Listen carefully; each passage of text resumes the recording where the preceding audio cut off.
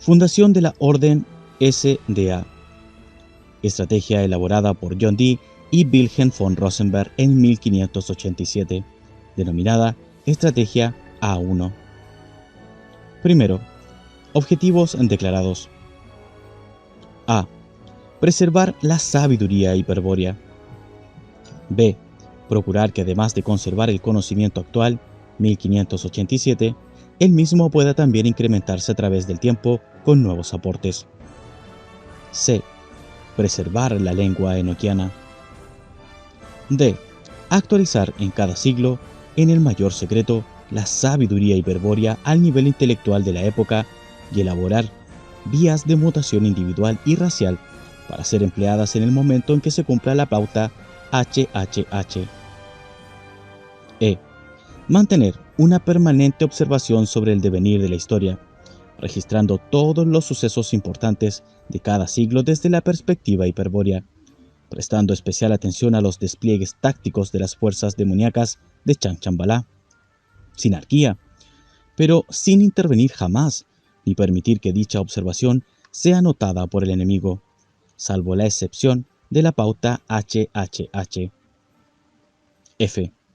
A pesar de las dificultades que pueda presentar cumplir estos objetivos, los mismos serán llevados a cabo indefectiblemente por virias entrenados para tal fin, quienes se desplazarán por el mundo en cumplimiento de su misión, pero estarán previamente dispuestos a morir por sí mismos en el momento que lo crean oportuno, si con ello contribuyen a mantener el secreto. G. Los objetivos se considerarán alcanzados y los fines para los que fue elaborada la estrategia A1 cumplidos cuando se produzca la pauta HHH, única condición impuesta por los SIDAs a los fundadores, John Dee y Wilhelm von Rosenberg. Pauta HHH.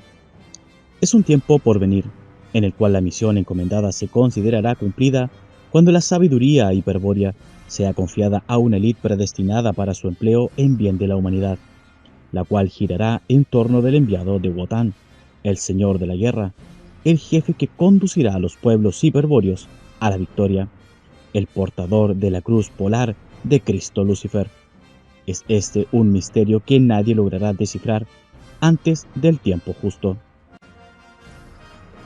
Segundo, análisis de factibilidad y posibles cursos de acción. A.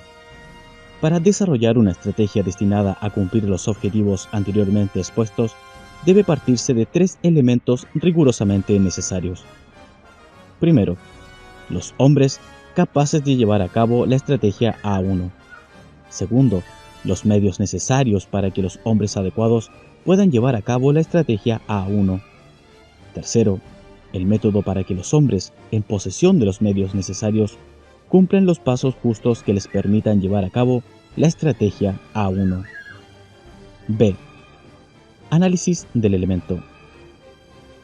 Los hombres capaces de cumplir los objetivos propuestos deben reunir ciertos requisitos indispensables. Pureza racial nórdica, germana, anglosajona, danesa, etc., rigurosamente demostrable. Lealtad absoluta a los principios declarados. Deben responder con su cabeza por ello. Poseer vínculos exotéricos entre sí para que las reuniones secretas que debiesen hacerse con el fin de cumplir los objetivos no den jamás lugar a sospecha alguna. Los hombres que lleven adelante la estrategia A1 deben ser capaces también de detectar con la debida antelación y absoluta seguridad quiénes habrán de ser sus seguidores. Estos serán seleccionados con tal precisión que, llegado el momento de ser iniciados en los misterios de la sabiduría hiperbórea, jamás deberán retroceder. Si ocurriese un caso semejante, el iniciado será ejecutado junto con su iniciador, etc. Por estos y otros muchos requisitos, por el estilo es que la única alternativa posible para asegurar la provisión de los hombres adecuados parece ser la de formar una casta consanguínea depositaria del secreto, es decir, una auténtica aristocracia de sangre, guardiana y regente de la sabiduría hiperbórea. Curso de acción. Este problema fue solucionado de la siguiente manera por John Dee y Wilhelm von Rosenberg. Entre ambos, eligieron 8 nobles pertenecientes a los más puros y antiguos linajes de Austria, Bohemia, Baviera, Sajonia, Mecklemburgo y Brandenburgo, iniciándolos en la sabiduría hiperbórea e incorporándolos al gran combate. Estos príncipes iniciados firmaron con su sangre un pergamino en el año 1589, por el que se comprometían a cumplir los objetivos y a respetar y hacer respetar la ley del secreto, estableciendo además una alianza perpetua entre sus estirpes, de tal modo que los descendientes estuviesen siempre ligados por lazos de consanguineidad y parentesco. Se fijaron asimismo, en dicho protocolo, las normas precisas que se deberían seguir en materia de convenios matrimoniales, quedando totalmente excluido del secreto familiar cualquier descendiente que no lograse acreditar, en toda época posterior a 1589, la única herencia sanguínea de los 8 linajes pactantes. Es decir, que si algún descendiente no iniciado decidía unirse en matrimonio con una persona ajena a los 8 troncos de la dinastía, no sería molestado, pero su progenie quedaría definitivamente excluida de acceder a la sabiduría hiperbórea. Para cumplir estas normas y evitar errores irreparables, los miembros iniciados de la familia se comprometerían a llevar cuidadosamente libros genealógicos que indefectiblemente deberían ser consultados al celebrarse una boda o en el momento de elegir a aquellos afortunados parientes merecedores de conocer el secreto familiar. Sería largo enumerar las formidables previsiones tomadas por los 8 príncipes para asegurar el elemento 1. Los hombres capaces de llevar adelante la estrategia de John Dee y Wilhelm von Rosenberg. Solo agregaremos, para finalizar este análisis, que como el número de miembros iniciados, por razones esotéricas que analizaremos más adelante, jamás debería ser mayor de 16 ni menor de 8. Quedaba convenido desde el principio que se procuraría completar estos números aún con mujeres, las cuales tendrían los mismos derechos a la iniciación hiperbórea que sus parientes masculinos. También se introdujeron cláusulas que contemplaban la posible extinción de alguna de las estirpes y discurrían sobre la manera de proceder en tales casos. El pergamino, en el que se documentaba este pacto de sangre, fue depositado, junto a la esteganografía y a los tratados en lengua enoquiana, en el antiguo baúl reforzado con flejes de acero que perteneciera a Cornelio Agripa von Nettenheim y que John Dee transportara hasta Praga. Justamente dicho baúl constituyó durante 300 años el símbolo mismo del secreto familiar, ligado por aquellos 8 príncipes esotéricamente conjurado. A pesar de los recaudos que se tomaron para velar por la seguridad futura de la sociedad secreta familiar, a los 100 años de su fundación ya se sospechaba que la misma existía. Ello resultó inevitable debido a ciertas operaciones financieras realizadas por los iniciados, que comentaremos en el siguiente análisis.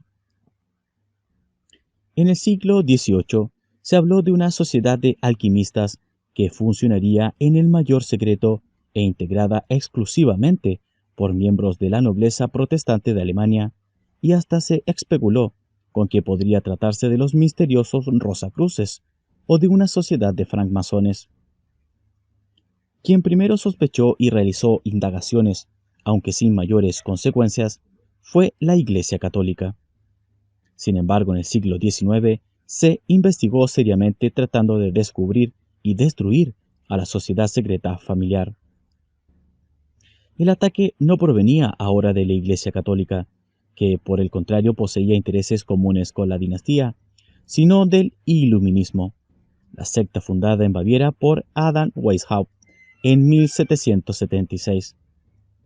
Esta sociedad paramasónica fue uno de los motores ocultos que impulsaron a los movimientos revolucionarios que asolaron Europa a partir del siglo XVIII, y de hecho constituyó una pieza importante en la gran ofensiva sinárquica del siglo XIX. El iluminismo era el primer intento serio de destruir la civilización cristiana. Empleaba tácticas subversivas y revolucionarias y proponía liquidar las aristocracias de sangre para repartir el poder entre ricos comerciantes y burgueses, y no menos ricos judíos. Se comprende, entonces, que los iluministas considerasen como enemigos mortales a los miembros de una sociedad secreta como la que estamos comentando, portadora de la sabiduría hiperbórea, es decir, poseedora del conocimiento necesario y suficiente como para contrarrestar la ofensiva sinárquica.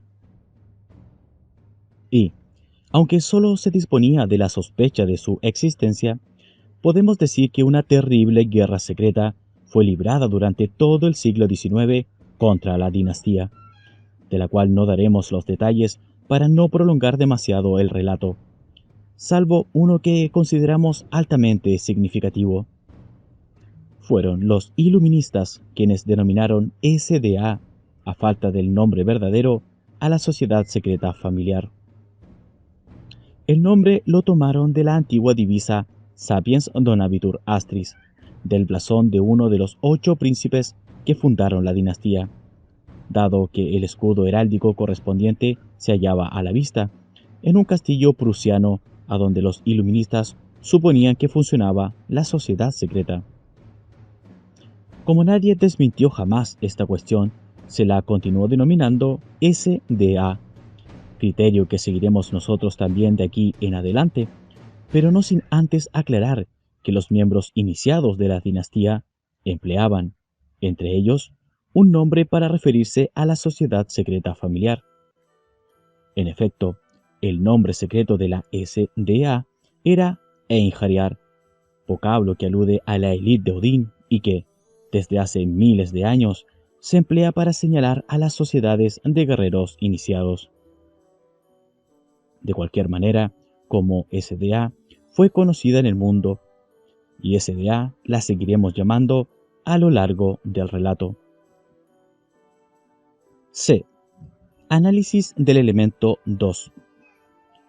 Considerando la solución dada al problema de hallar los hombres capaces de llevar adelante la estrategia mediante una dinastía iniciática, el segundo elemento, los medios necesarios para que los iniciados cumplan sus objetivos, puede reducirse a 2 aspectos principales: medios financieros y medios logísticos, o de infraestructura. Curso de acción: los medios financieros. Tratándose de una sociedad secreta familiar, podrían cubrirse con el patrimonio personal de los miembros iniciados de la dinastía.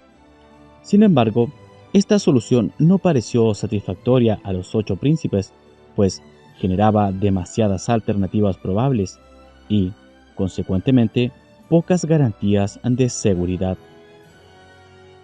Por ejemplo, ¿qué ocurriría si determinadas circunstancias produjesen la quiebra personal de algunos de los miembros?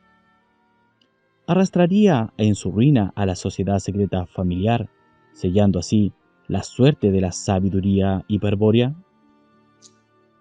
Esta posibilidad, o cualquier otra por el estilo, resultaba inaceptable para los príncipes, de modo que optaron por una solución diferente. Decidieron dotar a la SDA de un tesoro propio, el cual, a fin de independizarla de toda suerte de contingencias, debería obrar como una reserva extraordinaria, la que solo se podría echar mano en casos excepcionales. Prácticamente, el tesoro consistía en un arca de seguridad en la que se había depositado, en metálico, una importante cantidad de oro y plata, a la que contribuyeron los 8 por igual. A este fondo de reserva, los iniciados denominaban tradicionalmente legatum aureus. Por medios logísticos se entiende todos aquellos elementos materiales que contribuyen al desarrollo de la estrategia A1 y aseguren su ejecución.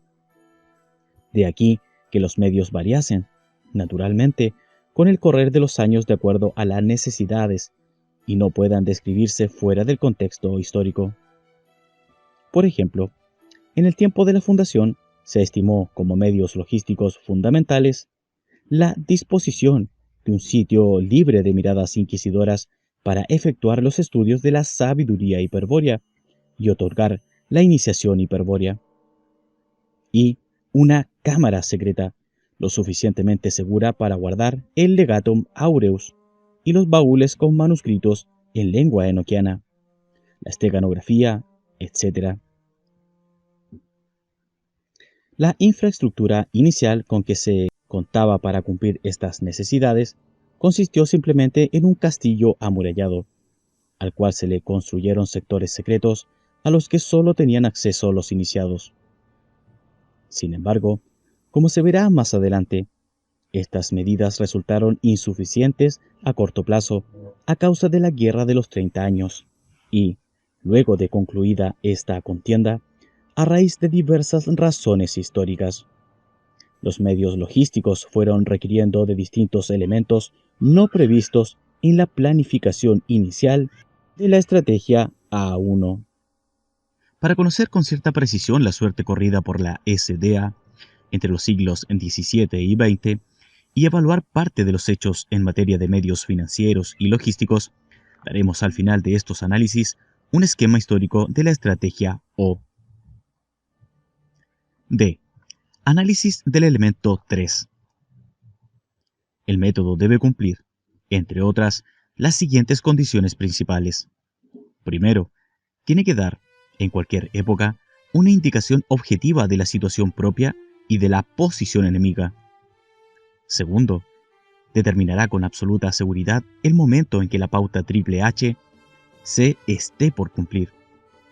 Tercero, permitirá a la SDA reconocer inequívocamente al enviado de Wotan, ese jefe germano invencible de quien depende la pauta triple H. Curso de acción. Como método general, en tiempos de la fundación, John Dee y Wilhelm adaptaron una de las 7 vías secretas de liberación espiritual que enseña la sabiduría hiperbórea. Con esta vía, llamada de la oposición estratégica, fueron iniciados exitosamente los 8 príncipes de la dinastía, decidiéndose que, en lo sucesivo, la SDA se consagrase a cultivar la técnica secreta correspondiente, cuyo nombre, actualizado, es técnica arquemónica. Para cumplir con las condiciones antes mencionadas, se procedió de la siguiente manera. Empleando técnicas hiperbóreas antiquísimas, que sin embargo puede conocer siempre un iniciado hiperbóreo, John Dee diseñó un detector sincronístico de estado, instrumento que permite conocer en cualquier momento la situación estratégica propia y la posición enemiga. El detector presenta el aspecto exterior de un juego de azar, lo que no debe sorprender dado que numerosos juegos, tales como el I Ching de los chinos, el juego de porotos payares inca, el juego de dados greco-romano, el ajedrez hindú, el Go chino-japonés, etc., son todos la expresión profana de antiguos detectores cuyo uso esotérico se perdió y a los que, luego de una caída exotérica, se destinó para pasatiempo o entretenimiento. La ciencia actual solo pudo cuantificar el azar a partir de las matemáticas discretas, pero sin llegar a resultados significativos por haberse perdido la relación entre el sentido metafísico del número y su realidad óntica. Es decir, se desconoce la relación acausal que existe entre los arquetipos colectivos del inconsciente humano, de los cuales los números forman parte, y los arquetipos colectivos psicoideos que soportan las formas del mundo concreto, matemáticamente reductibles. Por este motivo, la ignorancia de principios esenciales, ni aun contando con la extraordinaria ciencia de la cibernética, es posible todavía comprender y explicar el funcionamiento de un juego, entre comillas, tan sencillo como el I Ching. Este es uno de los llamados juegos adivinatorios, cuyo aparente poder es el de detectar lo que va a ocurrir en respuesta a preguntas formuladas previamente por el jugador. Se arrojan al azar los pelillos o las monedas simultáneamente con la formulación de la pregunta. A continuación, Se interpreta la posición de los palillos o monedas de acuerdo al hexagrama obtenido, empleando un procedimiento analógico de reducción simbólica basado en la tradición, en la consulta de libros sagrados o manuales filosóficos dictados para tal fin por sabios que vivieron hace milenios. Aquí es donde se aprecia la caída del juego, pues los detectores sincronísticos de estado no emplean reglamento. Todo reglamento o regla formal es ajena a su sentido, contraria a su naturaleza y segura muestra de que se desconoce, sea porque se olvidó, sea porque el iniciado que lo diseñó no lo reveló, su uso. Por último, cualquier detector sincronístico constituye un elemento táctico, tal como un radar, una alarma o un atalaya, diseñado exclusivamente para su empleo en una estrategia determinada. En el detector, lo más importante es su función táctica, a la cual se ha ajustado la construcción del mismo, de modo que fuera de su estrategia no posee utilidad alguna ni sus resultados pueden ser razonables para nadie.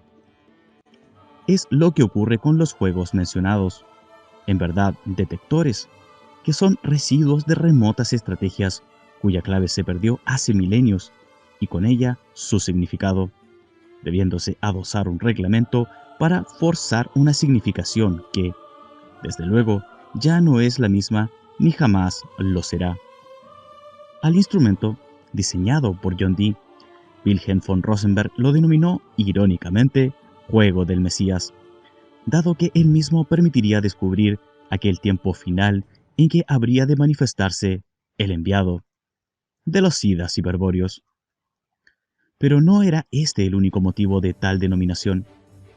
Para prevenir la posible caída del detector en manos profanas, cosa que no ocurrió nunca, se lo construyó disimulado en una maquette de pesebre navideño, de suerte tal que nadie que no estuviese en el secreto podría ver en él otra cosa que una bella representación del nacimiento del niño Jesús.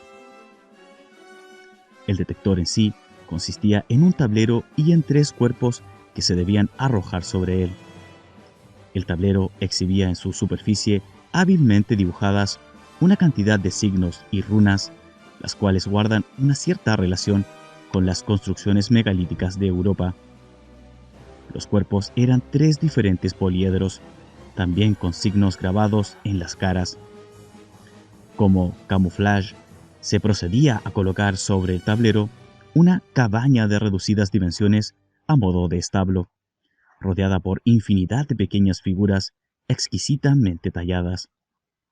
La cunita con el niño Dios, la Virgen Madre, los Reyes Magos, José el carpintero, diversos animales como el caballo, el burro, la cabra, algunos árboles y matorrales, relieves de roca, etc.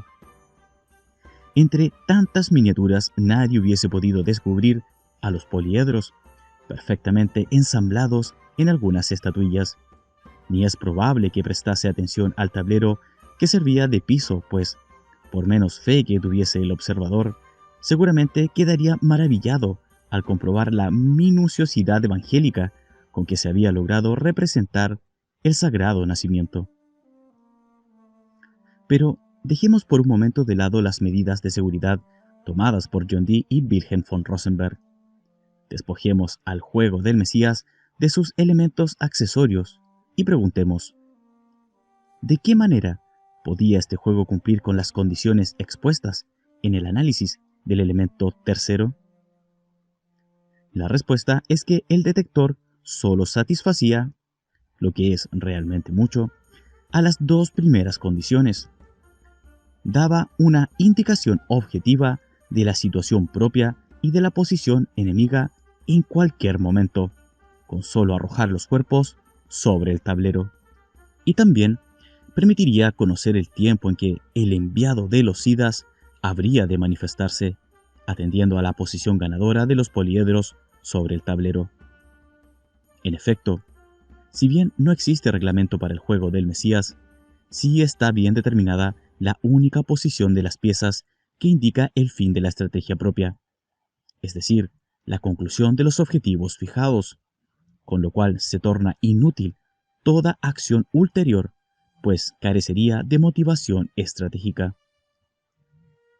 Del mismo modo, al desaparecer la estrategia que le dio lugar, se anula el sentido del juego, ya que al no existir conflicto, oposición, no hay posiciones estratégicas que detectar. Por eso es que se ha determinado una posición ganadora, para indicar que ha terminado el juego. Por supuesto, esta ingenua afirmación oculta la terrible consecuencia real que se desprende de la posición ganadora, o sea, de la finalización del juego, que el tiempo del Mesías ha llegado. Se comprende que un instrumento de esta naturaleza debe ser manipulado con extremo cuidado, pero seguramente el lector desprevenido se sorprenderá al saber el modo riguroso en que era operado por los iniciados de la SDA y el tiempo que transcurría entre cada tirada. Para dar una idea de lo primero, basta considerar que el tablero debía orientarse geográficamente y que el iniciado que arrojaba los poliedros debía proceder de acuerdo a una forma ritual, en la que era necesario atender a la posición del cuerpo y durante la cual se pronunciaban temibles palabras en lengua enoquiana. Sobre lo segundo, quizá lo más sorprendente lo constituya el hecho de que el juego del Mesías debía ser jugado cada 35 años. Es decir, el juego, como detector, podía consultarse en el momento en que las circunstancias lo requiriesen. Por ejemplo, durante una crisis o para evaluar alternativas. Pero, salvo casos de extraordinaria necesidad, el método fijado por los fundadores establecía que la tirada normal se realizaría cada 35 años, a partir de 1589, en día y hora a determinar cada vez según pautas astrológicas impuestas desde un principio por John Dee. De este modo resultó que el juego del Mesías era operado por los iniciados de la SDA solo 2 veces por siglo, en ocasiones que revestían la máxima importancia para ellos. Como otras pautas dadas por los fundadores en materia de incorporación de nuevos miembros de la dinastía a la SDA, establecían que las iniciaciones debían practicarse en fechas fijas, cada 17 años y medio. Se comprende que cada 2 ceremonias iniciáticas se producía la coincidencia con la fecha en que se operaba el juego del Mesías. Era en estas oportunidades cuando el ritual cobraba mayor trascendencia, pues, luego de las nuevas iniciaciones, si había candidatos para ello, se procedía a operar el detector en presencia de la totalidad de los miembros de la SDA. Esto último no ocurría en las ceremonias iniciáticas intermedias, donde era posible que solo se hallara presente la mitad de los iniciados. Pero durante las fechas dobles, cuando se practicaban las ceremonias de iniciación y luego se realizaba la tirada normal, el clímax carismático logrado era sin duda superior. En esas ocasiones podía afirmarse que la presencia de los siddhas constituía una realidad percibida por todos, aunque sería tarea inútil intentar reproducir aquí, con meras palabras, lo que sentían interiormente los iniciados. Debemos hacer notar, para que se aprecie debidamente el carácter exclusivo y particular de tal experiencia, que la mayoría de los iniciados solo lograba asistir una vez en la vida a una tirada normal. Y, de hecho, en 300 años fueron muy pocos los que presenciaron 2 veces la operación. En estas extraordinarias oportunidades, cuando exactos y minuciosos cálculos astrológicos confirmaban el momento elegido, un berserkir, es decir, un camerad iniciado, procedía a preparar el juego del Mesías para su operación. Se adoptaban para el caso las máximas medidas de seguridad, siendo normal que la reunión se realizase en las profundas cámaras secretas de algún castillo inexpugnable. Tratemos sin embargo, de presenciar una de tales ceremonias, en las que los miembros iniciados de la SDA, descendientes todos de los 8 príncipes fundadores, se aprestaban a consultar al detector sincronístico de estado.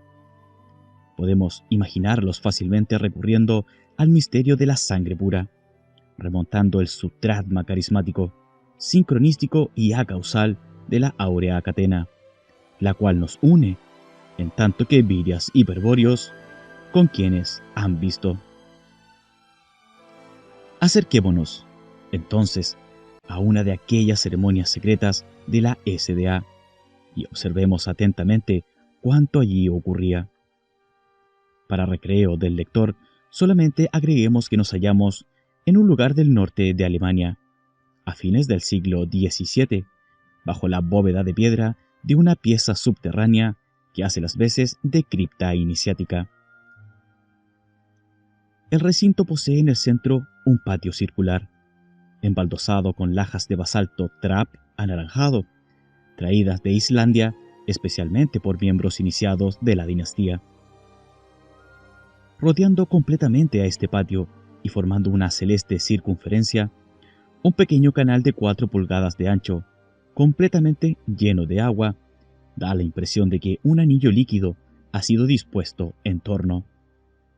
Para acceder al patio hay que atravesar necesariamente el hilo de agua, pero al no existir puente en parte alguna, los iniciados cuidadosamente lo saltean mientras pronuncian una palabra de contraseña.